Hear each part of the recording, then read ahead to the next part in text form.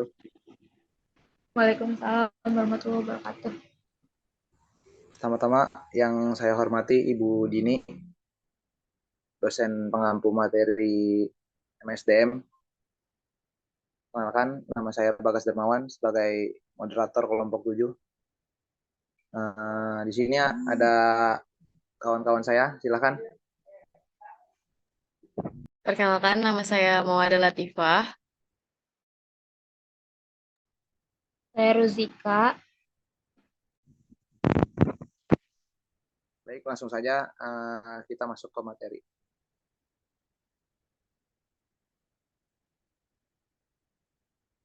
Yang pertama, apa itu riset?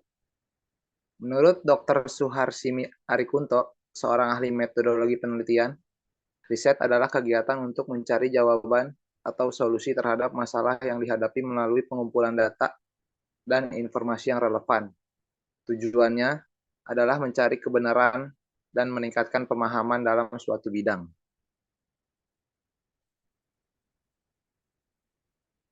Apa itu audit?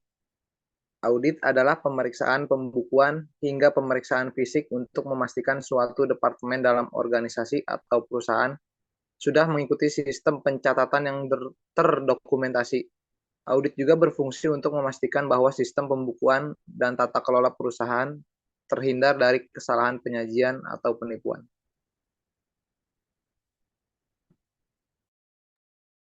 Baik, selanjutnya itu ada riset dan audit manajemen pegawai di sektor publik. Riset dan audit manajemen pegawai di sektor publik adalah proses yang dilakukan untuk mengevaluasi dan meningkatkan efektivitas manajemen sumber daya manusia di lembaga pemerintah atau di organisasi sektor publik lainnya. Yang pertama, riset manajemen pegawai. Riset ini melibatkan pengumpulan dan analisis data terkait dengan kebijakan, praktik, dan prosedur manajemen pegawai di sektor publik. Tujuannya adalah untuk memahami bagaimana manajemen pegawai saat ini berfungsi, mengidentifikasi masalah atau tantangan yang ada, dan mengidentifikasi peluang untuk perbaikan.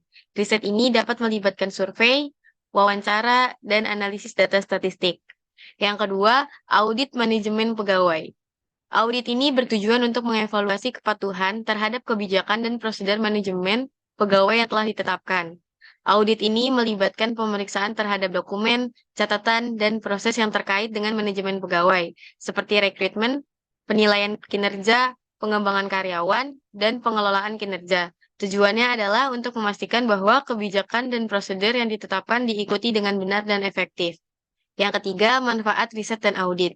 Riset dan audit manajemen pegawai membantu lembaga pemerintah atau organisasi sektor publik untuk mengidentifikasi dan mengatasi masalah dalam manajemen pegawai. Dengan meningkatkan manajemen sumber daya manusia, lembaga tersebut dapat meningkatkan produktivitas, kualitas layanan, dan kepuasan pegawai. Selain itu, riset dan audit juga dapat membantu dalam pengembangan kebijakan baru yang lebih baik dan efektif dalam manajemen pegawai.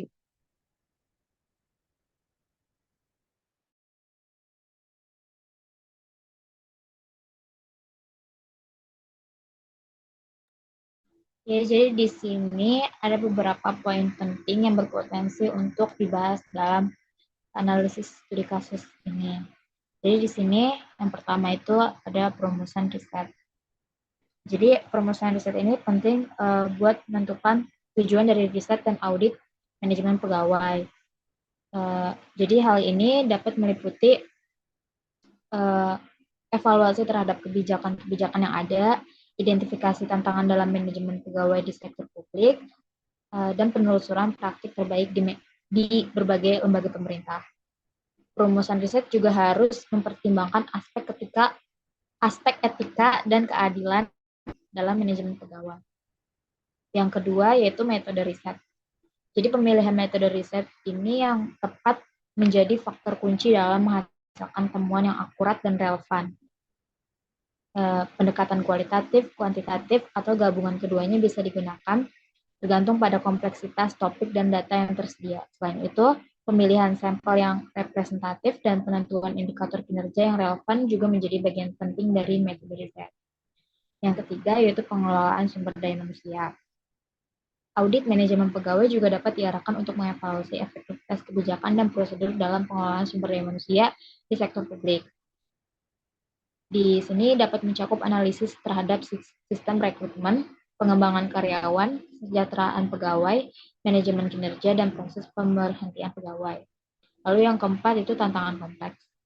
Analisis kasus riset dan audit manajemen pegawai di sektor publik dapat mengidentifikasi tantangan kompleks yang dihadapi oleh lembaga-lembaga pemerintah seperti birokrasi, kekurangan sumber daya, perubahan kebijakan yang sering terjadi, serta perbedaan kepentingan di antara berbagai pemangku kepentingan. Yang kelima yaitu rekomendasi untuk perbaikan. Hasil audit harus diikuti dengan rekomendasi konkret untuk perbaikan. Rekomendasi ini harus bisa diimplementasikan dan disesuaikan dengan konteks lembaga publik, serta peraturan yang berlaku.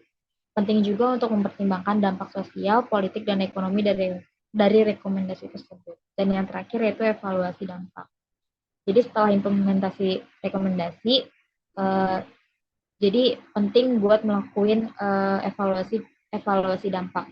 Gunanya itu buat menilai keberhasilan perbaikan yang dilakukan.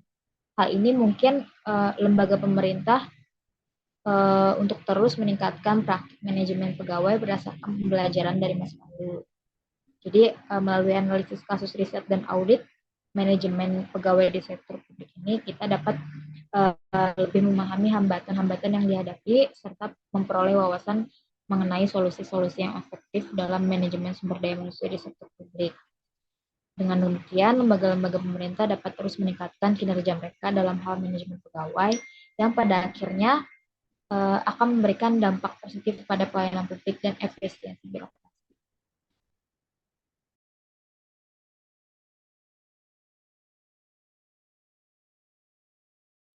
Selanjutnya saya serahkan kepada moderator.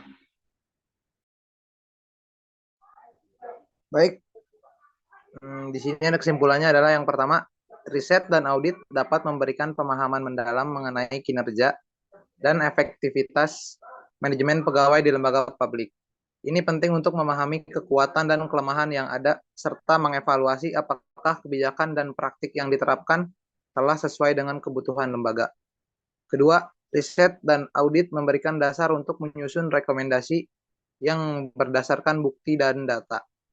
Hal ini penting untuk memastikan bahwa rekomendasi yang diajukan memiliki landasan yang kuat dan dapat diimplementasikan oleh lembaga publik tersebut.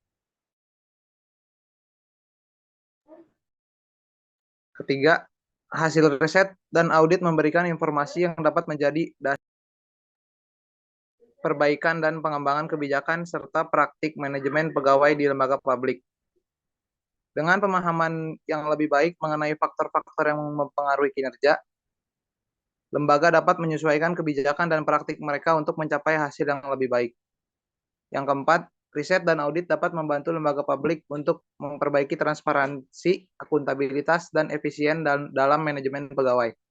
Dengan memiliki pemahaman yang lebih baik mengenai kinerja pegawai dan proses manajemen, lembaga dapat meningkatkan integritas operasional mereka.